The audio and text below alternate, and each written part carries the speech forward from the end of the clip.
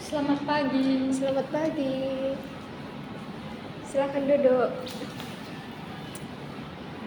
Perkenalkan, saya Aprilia Dwi Anggraini sebagai ahli gizi yang akan mendampingi konseling hari ini. Apakah benar ini dengan Kak Devi? Iya, benar. Baik, untuk usianya sekarang apakah benar 20 tahun? Iya, Bu, sekarang 20 tahun. Apakah sebelumnya sudah pernah mendapatkan edukasi terkait pola makan atau terkait gizi? Sudah pernah, tapi belum terlalu diterapkan. Baik, tidak apa-apa. Hari ini kita diskusi santai saja ya. Tujuannya untuk membantu memperbaiki pola makan agar asupannya lebih tercukupi dan berat badan bisa meningkat secara bertahap. Berdasarkan data yang ada, berat badan kakaknya saat ini 46 kg dan tinggi badannya 162 cm dengan IMT 17,58 kg per meter persegi yang termasuk kategori underweight. Menurut kakaknya, apakah selama ini asupan makannya sudah cukup? Sepertinya masih kurang sih. Baik, nanti kita perbaiki bersama ya. Untuk pemeriksaan laboratoriumnya saat ini belum ada. Bagaimana dengan kondisi sehari-hari? Apakah kakaknya mudah lelah atau mudah capek? Iya, kadang cepat capek, Bu. Baik, kadang cepat capek ya. Apakah ada keluhan yang lainnya? Sejauh ini tidak ada.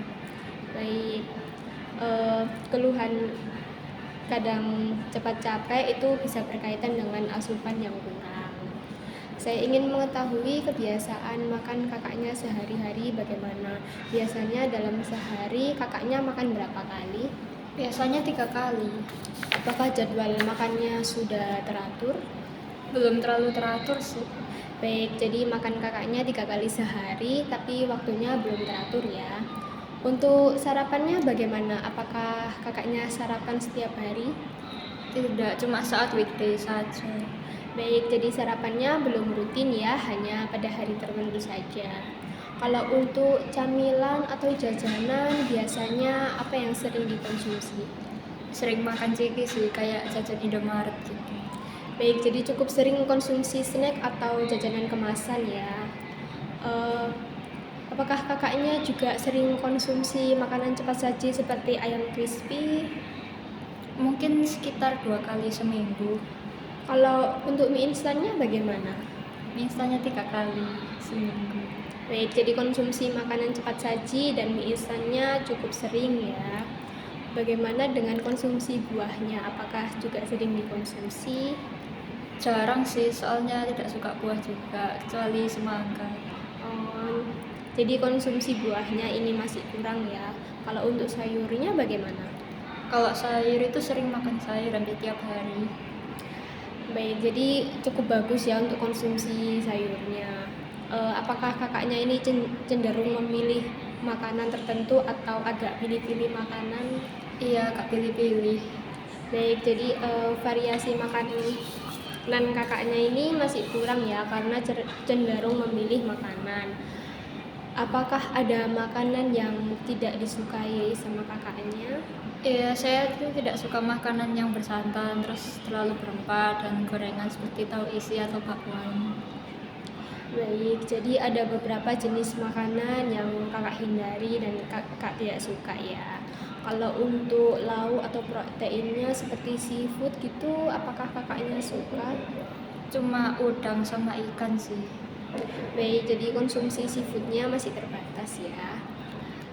Apakah kakaknya minum susu? Jarang, mungkin sekitar 1 kali aja seminggu. Baik, jadi konsumsi susunya masih rendah.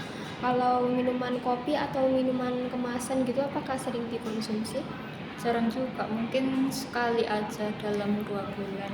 Baik, itu sudah cukup baik ya. Untuk air putihnya biasanya dalam sehari minum berapa gelas atau berapa liter? Mungkin sekitar 1 liter. Baik, jadi asupan cairannya masih kurang. Apakah kakaknya ada alergi makanan? Tidak ada. Baik, jadi kakaknya tidak ada alergi makanan ya. Baik kak, saya jelaskan juga hasil recall makan kakak selama 24 jam kemarin.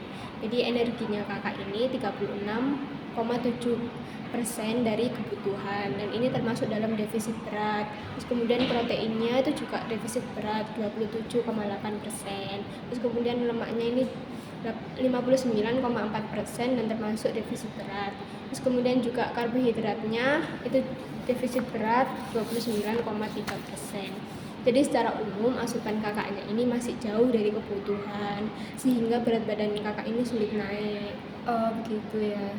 Ya, sekarang saya ingin mengetahui aktivitas sehari-hari kakaknya bagaimana. Saat ini aktivitas utama kakaknya itu sebagai apa? Apakah kakaknya mahasiswa atau kerja?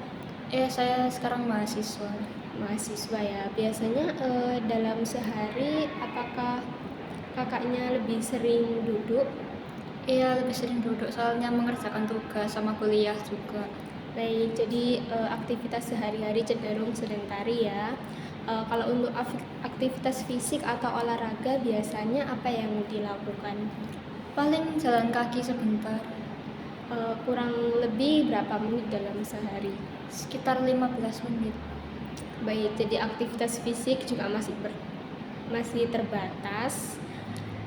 Jadi berdasarkan data yang sudah saya kumpulkan, dapat disimpulkan bahwa asupan oral tidak adekuat berkaitan dengan pola makan yang tidak teratur, kebiasaan memilih makanan, serta rendahnya variasi pangan ditandai oleh hasil recall 24 jam yang menunjukkan asupan energi, protein, lemak, dan karbohidratnya defisit berat.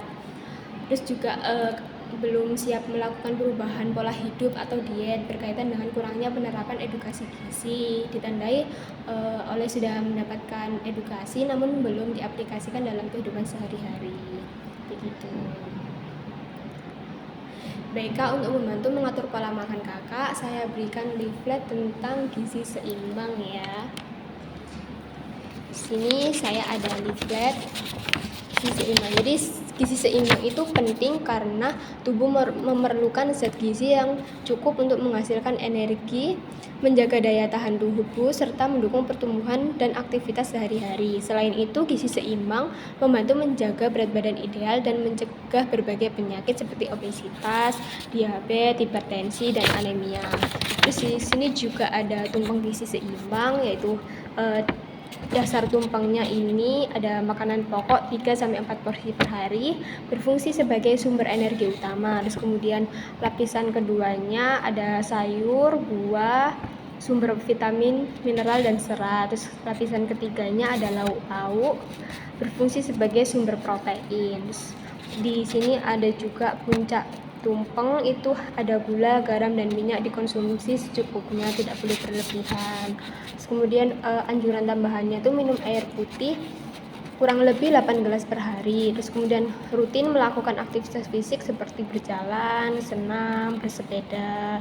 Terus kemudian juga menjaga kebersihan seperti mencuci tangan sebelum makan, seperti itu. Terus kemudian memantau berat badan kakak secara rutin. Terus di sini juga ada pola hidup sehat, yaitu makan 3 kali sehari dan 2 kali selingan sehat. Terus kemudian konsumsi makanan bergizi seimbang yang terdiri dari karbohidrat, protein, sayur, buah, dan lemak sehat. Terus kemudian juga konsumsi sayur dan buah. Terus kemudian membatasi makanan tinggi gula, garam, dan lemak. Terus kemudian mengurangi konsumsi makanan cepat saji dan minuman manis. Terus kemudian juga istirahat cukup atau tidur cukup 7-9 jam. Terus kemudian menghindari rokok dan konsumsi alkohol. Di sini juga ada makanan yang dianjurkan dan yang tidak dianjurkan. Yang dianjurkan itu seperti nasi, oat, roti gandum, kentang. Terus kemudian protein hewaninya ada ayam tanpa kulit, terus kemudian ikan, telur. Terus habis itu protein nabatinya ada tahu, tempe, kacang-kacangan, seperti itu. Terus kemudian untuk sayurannya juga ada bayam, wortel, sawi. Terus kemudian buahnya ada pisang, apel, pepaya. Terus ada lemak sehatnya, minyak sehat secukupnya seperti minyak zaitun, minyak canola, seperti itu. Terus kemudian buah alpukat itu juga mengandung lemak sehat. Terus kemudian makanan yang tidak dianjurkan ini seperti mie instan. Terus kemudian makanan instan atau roti atau kue manis, kemudian biskuit manis seperti itu. Terus kemudian kayak sosis, nugget, kornet itu sebaiknya dihindari. Terus kemudian makanan kaleng atau asinan itu juga dihindari. Terus kayak makanan atau camilan seperti ciki, keripik, wafer, permen, coklat, tinggi gula itu juga dihindari. Terus di sini saya juga ada contoh isi piringku. Jadi dalam sehari itu ada makanan pokok, karbohidratnya 2/3 dari setengah piring. Terus kemudian lauk pauknya atau protein 1/3 dari setengah piring. Terus kemudian sayurnya 2/3 dari setengah piring. Buah-buahannya 1/3 dari setengah piring. Jadi seperti gambar ini. Terus kemudian di sini juga saya ada contoh menu sehari. Terus misal makan pagi dan selingan pagi itu ada nasi putih, oatmeal sayur isi keju dan tahu, terus kemudian tumis brokoli dan wortel. Terus kemudian ada sunset juice atau cemilannya hakau udang. Terus kemudian makan siangnya ada mashed potato, stick ikan tuna, mix vegetable, mushroom sauce bayam, sama smoothies bowl buah naga. Terus kemudian makan malamnya dan selingan malamnya ada rice bowl ayam sambal mata, edamame rebus, salad sayur jagung sama susu kedelai seperti itu. Ini nanti bisa dibawa pulang. Kasih. Terus kemudian di sini saya juga ada leaflet DPMP. Jadi leaflet DPMP ini adalah daftar bahan makan penukar. Jadi semisal kakaknya nih bosan makan nasi, terus itu bisa diganti dengan kentang atau makaroni atau mie, itu juga bisa. Terus kemudian proteinnya itu juga bisa bervariasi kak. Jadi kakaknya bisa mencoba berbagai ikan. Kakaknya kan pilih-pilih makan ya, jadi dicoba-coba dulu aja. Siapa tahu kakaknya ternyata suka sama yang dulunya nggak pernah makan atau kayak gitu. Terus kemudian di sini juga ada jenis buah dan sayurnya. Jadi kakaknya itu dalam sehari-hari itu tidak bosan makan itu aja seperti itu. Ini juga nanti bisa dibawa pulang ya. Ya, terima kasih. Baik kak, jadi setelah kita diskusi dan melihat leaflet tadi, kira-kira apa nih yang ingin kakak mulai perbaiki dulu? Mungkin saya mau mulai makan lebih teratur sama sarapan juga. Baik, itu sudah cukup bagus dan itu langkah awal yang sangat baik. Di rumah biasanya siapa yang membantu menyiapkan makan? Ibu. Baik, nanti bisa bekerja sama dengan ibunya, juga bisa leafletnya bisa dibaca dengan ibunya supaya agar makanan kakaknya ini lebih teratur. Baik kak, supaya lebih mudah dipantau nih, bagaimana kalau kakak mencoba mencatat pola makan setiap harinya? Yang perlu dicatat itu apa aja ya?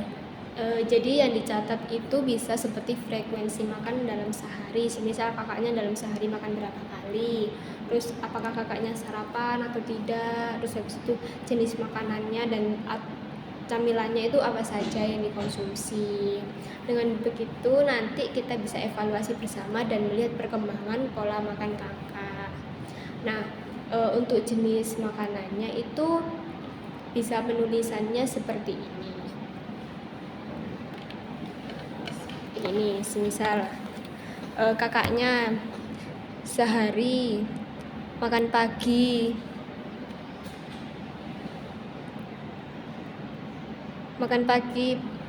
satu centong, pakai centong rice cooker itu berarti 50 gram. Terus kemudian kalau semisal makan lontong itu berapa potong. Terus kemudian kalau makan jagung rebus itu juga satu potongnya itu 35 gram. Terus atau kakaknya makan kentang nih, nah kentangnya itu seberapa besarnya seperti itu. Terus kemudian di sini juga ada jenis protein. Misal ayam goreng paha bagian atas itu 40 gram seperti itu. Apakah kakaknya mau mencoba untuk mencatat? Iya, nanti saya coba catat deh. Baik kak. Jadi perubahan pola makan itu memang tidak selalu langsung sempurna.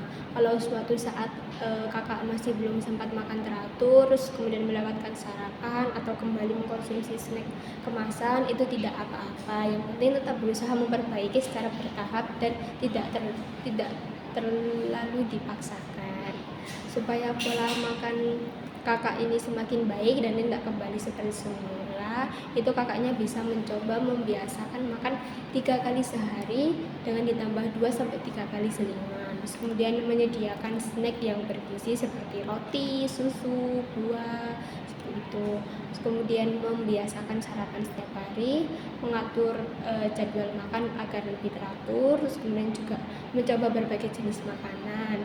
Terus kemudian juga minta dukungan keluarga atau teman untuk mengingatkan pola makan kakak. Jadi yang penting itu bukan langsung sempurna, tetapi dilakukan secara bertahap dan konsisten. Baik, sebelum kita akhiri sesi konseling ini, apakah ada yang ingin ditanyakan? Belum ada, Bu. Apakah kakak sudah memahami apa yang sudah kita diskusikan dan kita sepakati tadi? Iya, sudah.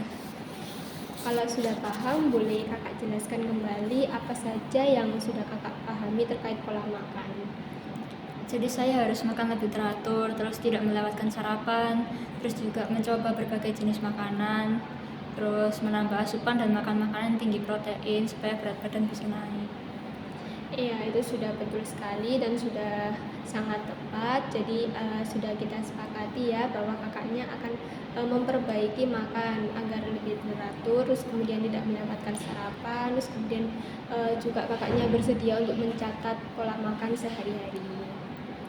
Baik Kak, silahkan diterapkan secara bertahap ya. Dengan pola makan yang lebih baik, diharapkan berat badan kakak bisa meningkat dan kondisi tubuh menjadi lebih sehat. Iya, Bu, terima kasih banyak ya. Sama-sama, sehat selalu ya.